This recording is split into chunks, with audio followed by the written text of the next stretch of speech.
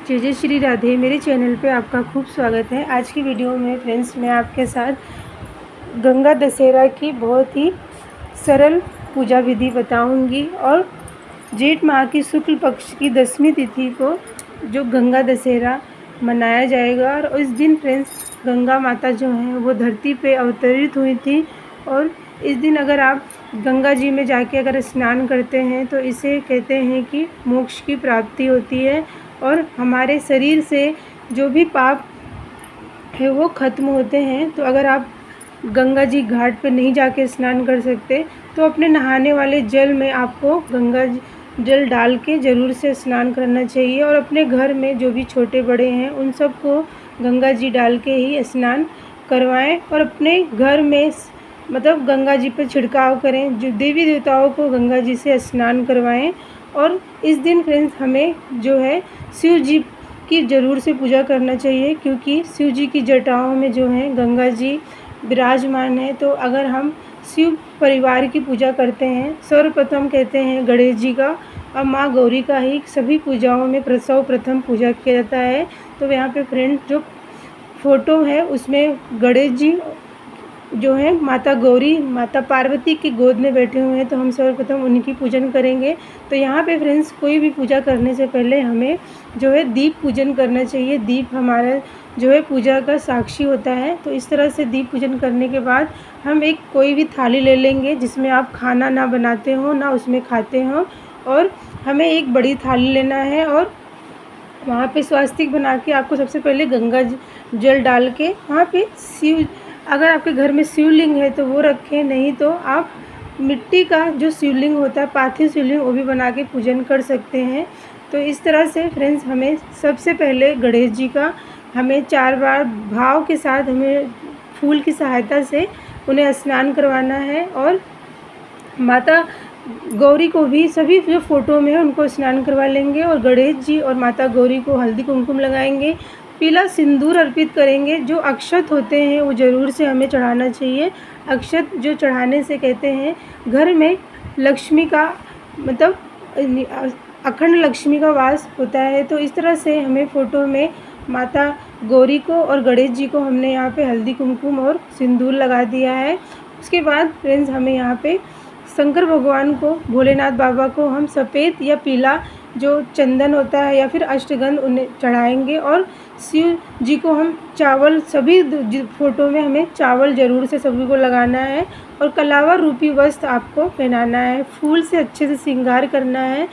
और यहाँ पे सभी को फूल अर्पित करने के बाद हम अपने गंगा जी जो हम पूजा शुरू करेंगे। तो यहाँ पे जब हमने सभी को फूल अर्पित कर दिया है ना, तो अब हम शिव जी की पूजा, शिवलिंग की पूजा करेंगे। तो सबसे पहले हमने यहाँ पे जो थाली रखी है उसे हमें 10 यहाँ पे मतलब तिलक करना है, मतलब 10 जगहों पे ऐसे लगाना है। तो यहाँ पे 10 हल्दी कुमकुम से हम पूरी थाली पे 10 टीके लगा देंगे और यहाँ पे आप चंदन से, हल्दी कुमकुम से सब अच्छे से मतलब सजा देना है।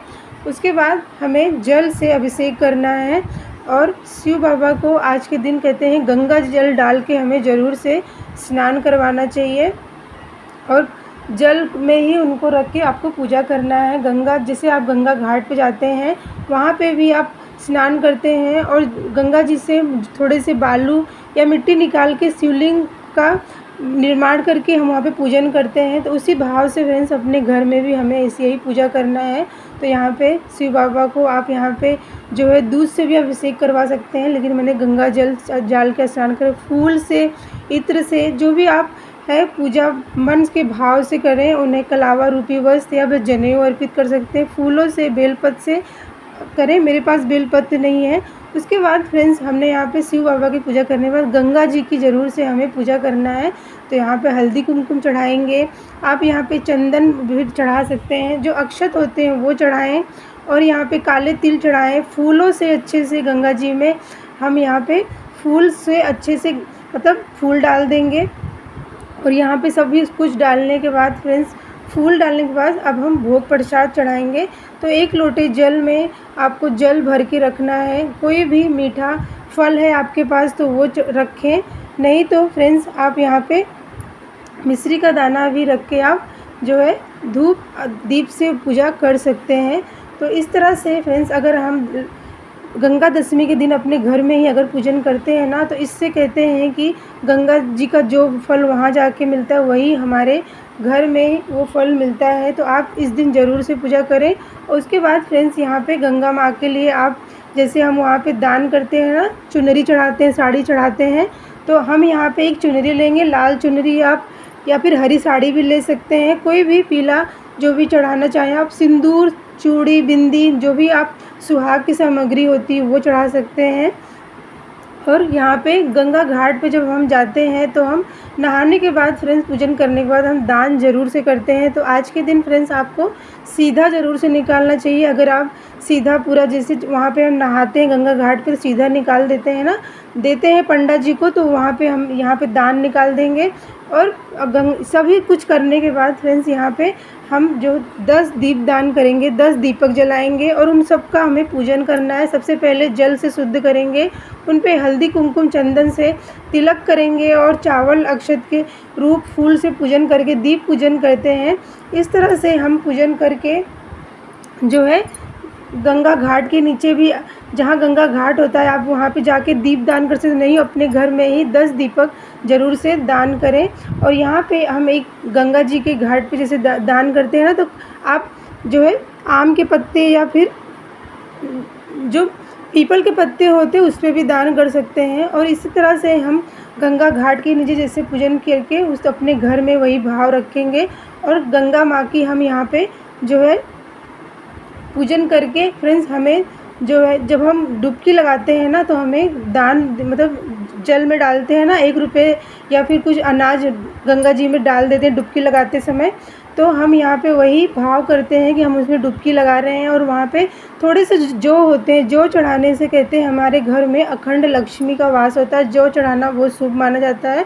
और जो दीपक आपने वहाँ रखे उससे भी आप आरती कर सकते हैं। तो लौंग कपूर से ज़रूर से आरती करें। सबसे पहले गणेश जी का आरती करें, उसके बाद यहाँ पे सभी को आरती दिखाने, गंगा माँ की आरती करके आपको यहाँ पे क्षमा अर्चना करना चाहिए। जो भी हमने दीप पूजन किया है जो भी है वो आपको दान ज़रूर से करें। और हो सके तो फ्रेंड्स आज के दिन आपको तुलसी जी में जहाँ जहाँ आप जल छोड़ते हैं, सूर्य नारायण भगवान को, अपने घर के सभी लोगों को गंगा जल डाल के सभी को स्नान करवाएं। इससे कहते हैं कि हमारे जीवन में जो दुख तकलीफ़ आती हैं वो ख़त्म होती हैं, बहुत सारी परेशानियां ख़त्म होती हैं।